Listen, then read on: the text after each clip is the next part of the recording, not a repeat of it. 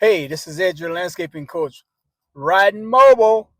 Haven't done a riding mobile video in a while, so I figured I would throw one out there since it's the holiday season, celebrating our 250th year as a nation. So we celebrate 4th of July here in the United States, and really appreciate people viewing my videos and taking time to comment and supporting the Yardy Nation. And I hope that I can give you some content that'll help you in your landscaping. And our mission is to educate, empower, and encourage you to do your best in all your landscaping at your home or at your business. Today, I'm going to talk about something that is pretty popular here in Southern California, and that's these turf rebate programs and conversions of people's lawn areas into quote unquote native gardens, where we use native plants that are pretty much plant material that's been growing around in the Southern California area, depending on what zone you live in. Plant material that's pretty much native or conducive to the area. So there's a lot of that going on here in Southern California where you get rebate money for taking out your lawn. They're describing this as non-functional turf. So there's actually legislation here in California about non-functional turf, especially for commercial properties. A lot of times in the front of commercial buildings, there's a lot of turf area that is not used other than aesthetics. So there's legislation now to where that particular green space needs to be converted over to a less water consuming plant material, which is normally uh, determined as native plants or drought tolerant shrubs and ground covers. And it seems like a lot of people are doing that nowadays. But it's one thing that I do quite a few of these conversions. I've done a lot down in Orange County, and a lot of those properties are looking beautiful now. But the clients still have functional turf in their backyards and side yards, so everything isn't totally converted out. But areas that they have paid quite a bit of money to mow the lawn, in areas that are quote unquote non-functional, they have taken those areas out and been rebated money anywhere, from $3 to almost $5 a square foot. So depending upon how big that yard is, you can get quite a bit of money. But one thing about these programs, sometimes the clients they get approved to do the program, and normally they have between 2 to 3 months to complete the whole conversion. And sometimes the clients they wait around to the last minute, to the last month, then they want to have something done.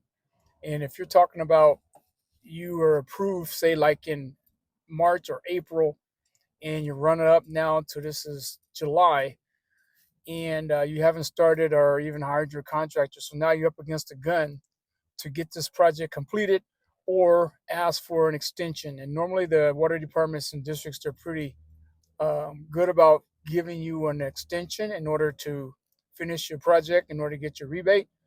But one thing about it in Southern California, you're talking about native plant material, and a lot of plant material, it doesn't really like to be watered a lot, supplemental water in the summertime, because normally it gets most of its water out of the California natives.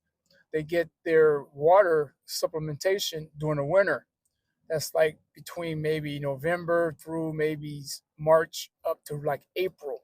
We get most of our rain here in Southern California and a lot of other southwestern states. So a lot of these conversions that are being done, we're putting plant material in, and we're struggling to keep it alive without overwatering it and giving it root rot, or underwatering it, because we have these winds that come in off the desert. It's called the Santa Ana winds, and they cause havoc not only from the standpoint of wildfires, but also from the standpoint if you have plant material that is pretty new in the ground, it sucks the moisture out of the leaves, and the plant desiccates because it's not only evaporating water that's going down on the ground in order for it to saturate into the root system, but also it's extracting water from the leaf structure of the plant material. So that plant is really stressing. And keep in mind that it's trying to put down new roots also by going in a new location out of a container, a nice protected container where it's being watered maybe every 2 or 3 days or so at the nurseries. Now it's been upset and taken out of that container, and those roots have to find new ground to anchor in. And before a plant grows up, it has to grow down. It has to anchor in first before it can start growing up. You may get a little bit of top growth, but most of your growth is going to be happening in the root zone.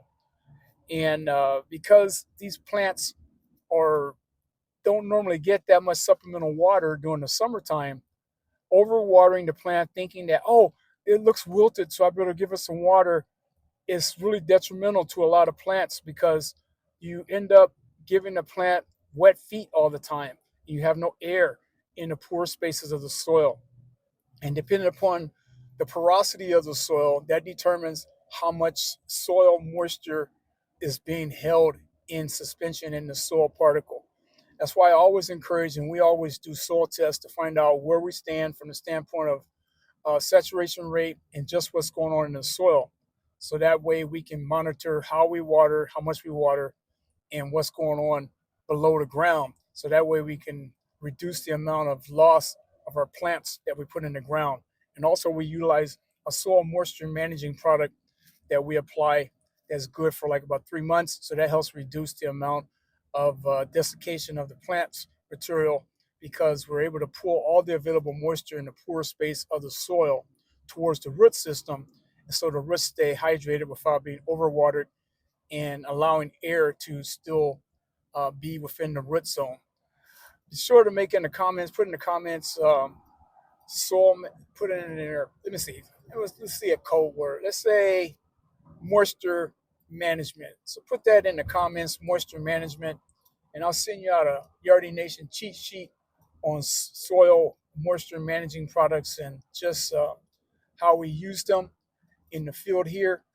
And I'll get that out to you.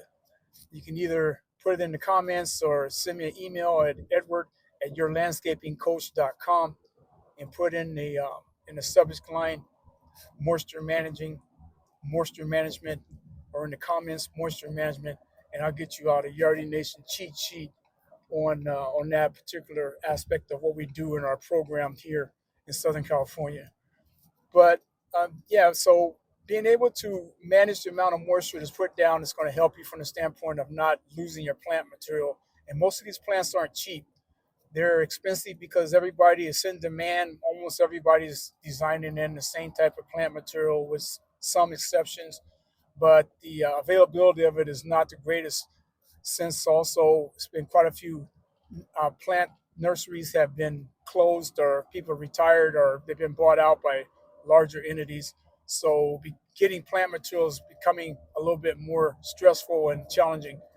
But that's for another video that I'll talk about the availability of plant material and how to go about finding the best plant material for your property or for your job here in Southwest and Southern California, especially Southern California, which is my home base and where I operate. But keep that in mind. If you're doing these landscape rebate programs, get on with it and get them in the ground.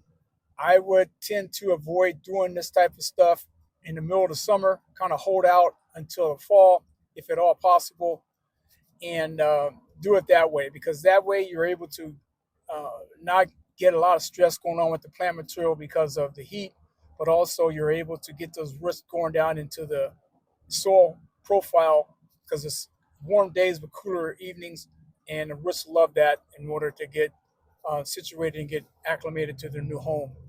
So that's a little bit of a tip, telling you a little bit about soil moisture management, about these rebate programs that's happening here in Southern California and the Southwest. A little bit of tips about summer watering, plant materials if you don't have any choice and have to get these plants in the ground. Just be careful. Don't overwater.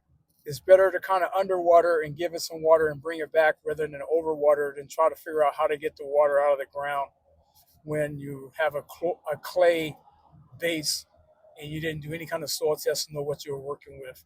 So get those soil tests done. Be sure to like, subscribe, share this video with your friends and colleagues, And thank you for riding mobile with me. Let me know how this came out, and I'll see you in the next video.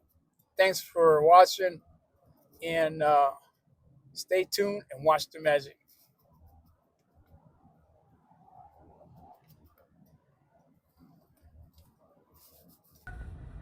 Hey, I want to thank you for joining us in our first episode of Ridin Mobile with your landscaping coach.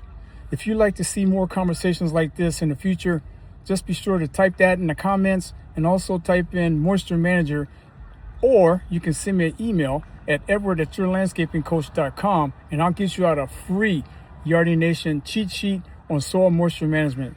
Thanks again for viewing. See you in the next episode when we'll be riding mobile with your landscaping coach.